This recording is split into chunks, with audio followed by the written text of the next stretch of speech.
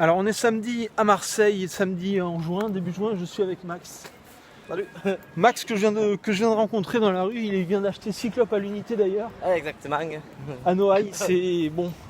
C'est un des seuls, peut-être que dans les bureaux de tabac ils vendent encore des clopes à l'unité, tu sais. Ouais, ils le font, mais c'est moins cher, non, il est quand même, c'est 3 pour 1 euro, donc moi qui ai pris. Je sais pas ce que ça va donner le son parce que là on est au centre-ville de Marseille, donc Ouais, c'est vrai qu'il y a un peu de parasites. voilà. Des parasites sonores. Ouais, Donc Max, tu vis à la rue. oui. C'est pour ça que je m'intéresse à toi parce que j'aime bien les gens de la rue, j'ai été moi-même longtemps à la rue. Ok. Donc c'est un sujet qui me tient à cœur. T'es à la rue depuis combien de temps du coup? Depuis 7 mois, après j'ai beaucoup voyagé dans la rue en étant jeune, entre 18 et 23 ans.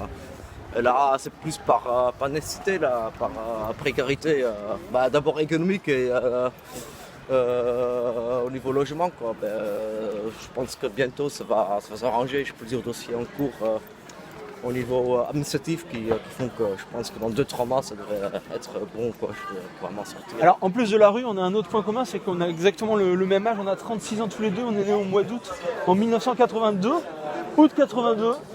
Comme tu disais, il y a plus de naissances à Noël, c'est ça? Non, il y a plus de procréation. Ah oui, Plus de gens, il y a plus de fécondation à Noël de notre temps. Avant, c'était les bébés le 14 juillet, apparemment.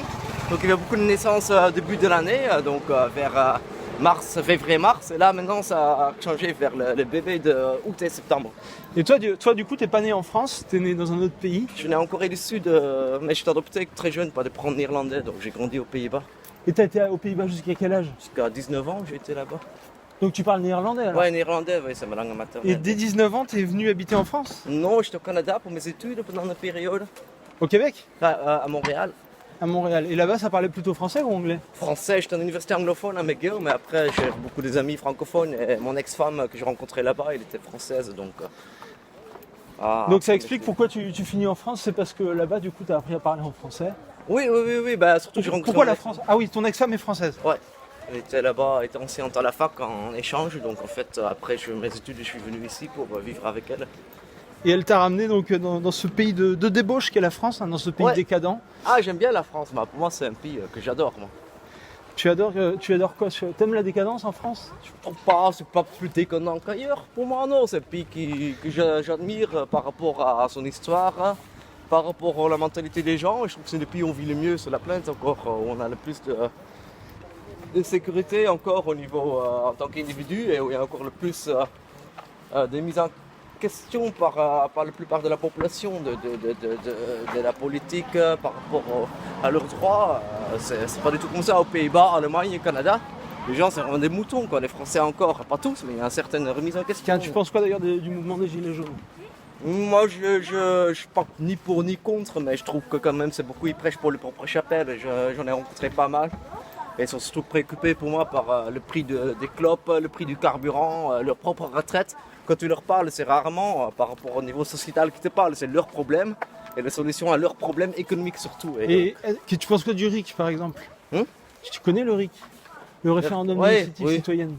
Prends l'exemple de la Suisse où ils font beaucoup de référendums. Je pense qu'à un moment, il ne faut pas non plus exagérer, quoi. C'est bien, mais je pense que la politique n'est pas influencée vraiment sur le bien-être des gens au quotidien. Ça, c'est un problème beaucoup de gens en France, quoi, et que c'est la politique qui va changer leur vie quotidienne. Mais je pense que le bonheur, on le cherche au niveau personnel et on ne le cherche pas au niveau politique, quoi. C'est pas parce que le gouvernement de gauche, de droite, ou parce qu'il y a Macron ou Le Pen ou Hollande au pouvoir que, oui, ça peut changer en grande ligne un peu au niveau sociétal, au niveau économique. Mais le bonheur, il faut le faire soi-même, quoi, dans la vie. Et ce bouquin, tu viens de le trouver par terre, là? Non, je l'avais depuis un moment, on me l'a donné dans ma sauce et je l'ai mis prêt avec moi aujourd'hui. Vas-y, montre-le qu'on cadre 2 secondes. C'est très joyeux. Moi, Christian F, 13 ans, drogué, prostitué, très positif. Très positif. Très positif. Et du coup, ce soir, tu m'as dit que tu dormais dans le parc Longchamp. Ouais, je dors dans le parc. Soit chez mon pote, je vais voir un pote à l'hôpital et s'il ressort, peut-être que je reste avec lui pour l'aider un petit peu. On verra. Ouais, donc là, oui, tu te diriges là vers l'hôpital où ton pote y est. Il y est parce qu'il s'est fait mordre par un chien, c'est Ouais, ça? il se mordre par un toutou, oui. Combien de points de suture? 54, un truc comme ça. Ouais. 54, putain, il s'est fait mordre à quel endroit ça doit Là, c'est un pitbull en fait, il n'a pas voulu lâcher, il a secoué vraiment la tête, c'est des grosses mâchoires. Il a vraiment pris des gros dégâts, quoi. C'est pas. pas exagéré quoi. T'as des gens qui se font niaquer par un chien un petit peu, ils croient qu'ils vont crever, mais là vraiment c'était. Tu sais ce qu'il est devenu du chien? Ah bah il n'a pas porté plainte parce qu'il connaissait des gens qui connaissaient le propriétaire, mais apparemment c'est un chien qui a déjà mordu, donc il faut que le propriétaire fasse super attention, sinon un jour, même à part un gosse se fait attaquer par ce chien-là, il peut mourir, hein, c'est dangereux. Moi, Même ton pote aurait pu mourir, hein, parce que 54 points de suture s'il avait mordu au mauvais endroit. Oui, non, mais c'est très dangereux, hein, c'est super dangereux. Au mauvais endroit, au mauvais moment. Ouais. Et tu sais quoi comme métier avant de finir à la rue, à moins que tu aies été entretenu par ta meuf comme moi? Non, j'ai travaillé dans la réalisation de documentaires, animateur social, j'étais responsable d'un camping. Est-ce que ton nom de famille, on peut le donner pour ceux qui voudraient chercher tes vieux documentaires sur internet? Oui, c'est Knort, K-N-O-R-T-H. Donc c'est Max Knort? Oui, Knort, oui. Le documentaire s'appelle Narbonne Underground. Ah, donc on peut le retrouver sur internet en cherchant un peu? Oui, mais il n'est pas disponible en téléchargement, mais vous pouvez voir des extraits sur YouTube, je pense encore. Et, il y a des sites qui parlent du documentaire. Et les plus acharnés qui voudraient le voir en entier, ils font comment? Ils peuvent pas? Oui, j'en ai encore, mais c'est difficile. Il faut que je retourne à Narbonne pour en chercher. J'ai encore 600 exemplaires de DVD à vendre. Donc j'en aurai bientôt, oui. Ah oui, t'avais essayé quand même de te lancer dans le documentaire. Là, j'en ai vendu 1900 en fait, de DVD. Ah, on a trouvé un gilet jaune! Ah oui, salut, gilet jaune. Ouais, j'en ai vendu quand même pas mal de DVD que j'avais fait tirer, mais il m'en reste encore un bon paquet quoi. 1200? Ouais. Non, il m'en reste 600, j'en ai vendu 1004 je pense, des trucs comme ça. J'en ai fait 2000 ou 1005, je me rappelle plus. En tout cas, ça coûtait pas grand chose, même le différence entre 1000 et 2000. J'imagine que tu dois avoir du matériel plus conséquent que ce genre de téléphone ouais, de j'ai un merde. bon Sony VHR, oui, à 6000 €. J'ai un bon caméra, mais c'était financé par l'État, ça c'est cool. Je vais gagner un concours régional là pour les créations artistiques. Et ça c'est bien en France qu'il y a encore des projets financés un peu par l'État pour ça quoi. Et oh putain, c'est magnifique là-bas. T'as fait quoi d'autre à part... Alors je vais essayer de t'interviewer à l'envers, comme ça on voit le décor qui est vraiment c'est magnifique. joli, c'est le palais Longchamp, c'est là où je dors, mais pas de ce côté-là du parc, de l'autre côté. C'est vrai que le cadre est magnifique. Hein. Là, le soleil couchant, là, magnifique, hein, franchement.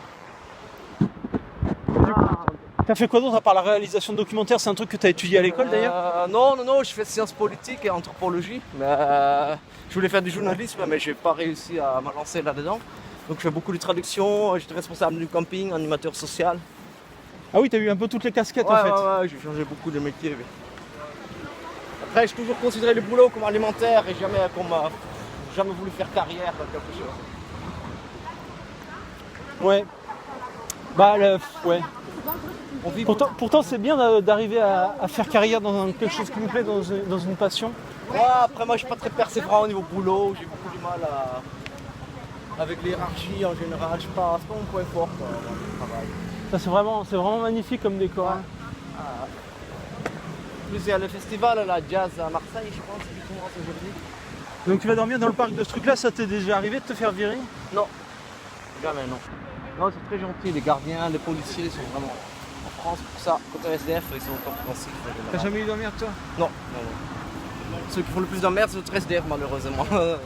Ah, c'est dommage à dire, hein, mais c'est vrai que dans la rue, il faut faire attention aux autres SDF et pas tant aux policiers et tout. Ouais, l'alcool, la drogue par exemple, tu les citerais bien comme facteur de violence? Ouais, pas que ça, mais c'est beaucoup de gens qui ont des problèmes psychologiques et psychiatriques, quoi. Ou des cas de schizophrénie, des borderline, des bipolaires. Et toi, t'as pas de problème psychologique? Qui n'en a pas, je pense, mais après, où est la frontière entre problèmes psychologiques et psychiatriques, quoi. Oui, et puis on peut avoir des problèmes psychiatriques qui font pas chier l'entourage et d'autres qui font chier l'entourage. Alors je rappelle bien sûr qu'il ne faut pas fumer de tabac puisque c'est une drogue et que ça peut déclencher des problèmes psychologiques et surtout pulmonaires. Pulmonaires, ouais. 9 cancers de 10 sur 10 de poumons sont déclenchés par le tabac. Le mec qui se suicide, il est fier de le dire. Voilà, donc faites pas comme ça. Le problème de la nicotine, c'est que c'est une drogue et comme toutes les drogues, c'est dur d'arrêter quand t'es dedans. Ouais. Tu veux peut-être qu'on s'arrête là, Max ou... Comme tu veux, je voulais aller au magasin là, je voulais te montrer, oui, je te montre le métro, comme ça si t'as besoin de prendre le métro. Ouais, comme ça, moi, je vais te lâcher, je fais finir en métro. Je vais aller acheter des bières, acheter un truc à manger pour moi, mon pote, et après je vais doucement, je vais me diriger vers l'hôpital. Et du coup, tu me dis, ouais, toi, le danger, c'était plutôt les autres SDF. Ouais, malheureusement, c'est ça, quoi, quand t'es dans la rue. La racaille aussi, un peu. Non, parfois, mais pas beaucoup. En fait, le bourgeois et les racailles, ils ont peur des SDF. Pour eux, c'est quelqu'un de sale et de...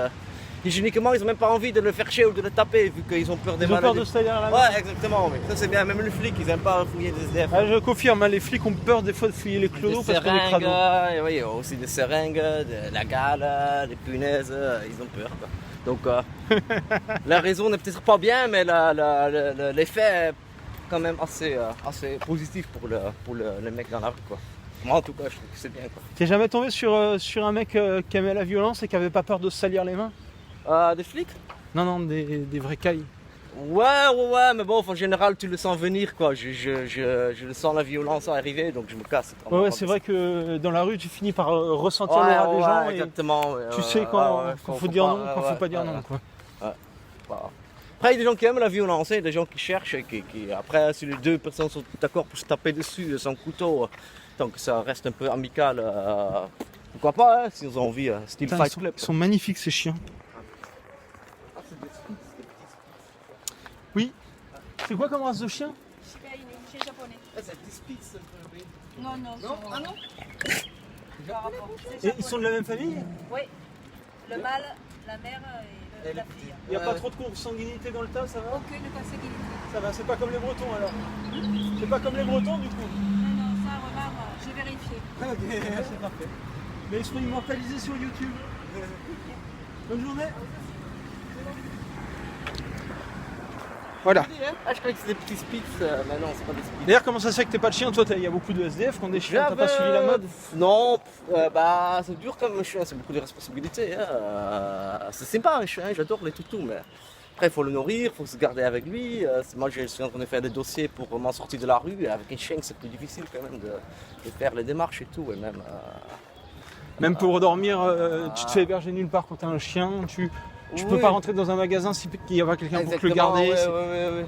C'est vrai qu'un chien c'est un peu... Après c'est génial, hein. Je comprends que les SDF en ont parce que c'est très fidèle déjà, ça râle pas. Ouais. C'est vraiment le meilleur ami de l'homme, je pense. Quand on est dans la rue, beaucoup de SDF, je pense qu'ils seront encore beaucoup plus déprimés sans leur quadrupède que... je crois que même pour ceux qui sont pas dans la rue, c'est des fois leur meilleur ami. Ah oui. Donc imaginez pour ceux qui sont dans la rue et qui n'ont personne à qui se fier. Ah, je connais pour qui c'est leur famille, hein, franchement. Hein, c'est vraiment les gens qui viennent de la DAS, qui n'ont pas de famille, et pour eux, leur chien, c'est tout ce qu'ils ont, quoi. Tu leur enlèves leur chien, les mecs, ils se suicident, quoi. Ouais. Ah, le mien, il est mort l'année dernière. Ah merde, avec ton violence. Je me suis pas encore suicidé. Non. T'as réussi à faire la part des choses, mais bof, parce que t'as l'air équilibré un peu. C'est vrai, Mais pourtant quand là t'es je pas- suis sous Valium et sous Risperdal. Ah, t'es Valium, hein? T'es sous Valium? Ah ouais, putain. Moi je prends dans le méthadone, mais parce que j'étais héroïnomane avant, mais je prends pas d'autres médicaments, quoi. Ah, et t'en prends tous les jours? Ouais, j'ai mis le traitement, hein. Je suis suivi par un médecin. T'en as un rap pour moi? Non, je n'ai pas, je suis désolé, j'ai que jour au jour, ouais. Pourquoi t'as besoin d'un médecin? Besoin non, mais j'adore ça. Bah, va avoir le bus 3132, tu connais pas? C'est gratuit et c'est tous les jours. Non, mais là avec ce que j'ai, je peux pas mélanger de toute façon. Ok, mais si un jour vraiment t'en as besoin ou si tu veux te faire un traitement, tu peux aller au bus 3132, c'est à côté de la gare. C'est un bus qui vient tous les jours, il délivre de la méthadone en urgence. Donc le jour même, tu peux leur dire je suis pas bien, j'étais héroïnomane ou je me sens pas bien, j'ai besoin de ça, sinon je vais acheter de l'héroïne. Et ils te le délivrent dans le demi-heure, quoi. Gratuitement? Gratuitement, anonymement. C'est très très bien cette association, bus 3132. Je fais un peu de la pub pour eux. Alors on le trouve où ce bus, le bus? Ben, à côté de la gare, quand vous descendez de la gare direction Porte d'Aix, tu vois l'Arc de Triomphe là? Non, mais... Ah oui. Oui, ben, c'est c'est la deuxième rue à droite quand tu descends de la gare vers l'Arc de Triomphe. Donc à la Porte d'Aix, deuxième rue à droite, le bus 31-32. 32, ouais, c'est tous les jours entre 9h30 et midi. Ok. Bah s'ils ont un site internet, je le mettrai. 7 jours sur 7. Ok, ça Donc, marche. même le week-end, même les jours fériés, c'est des gens c'est des bons éducateurs, quoi. C'est vraiment des gens qui ont à cœur de bien Ouais, de bien traiter leurs clients. Oui. Ça marche, Max. Allez, à bientôt, mon ami. J'ai Bon, oublié bah ton nom. écoute, Pierrick. Pierrick. Je te l'avais Ah, pas dit en fait. Ah non, enchanté. Sur YouTube, c'est Triskel si tu veux te Oui, voir. oui, bah, je mettrai un petit Triskel, c'est ça? Avec un K. TRISKEL. Bah, je mettrai un petit commentaire, comme ça on peut se garder contact par Ça marche. Adieu, Max. Là, en haut, c'est le métro, là. Oh, non. Adieu, mon frère. Merci à toi.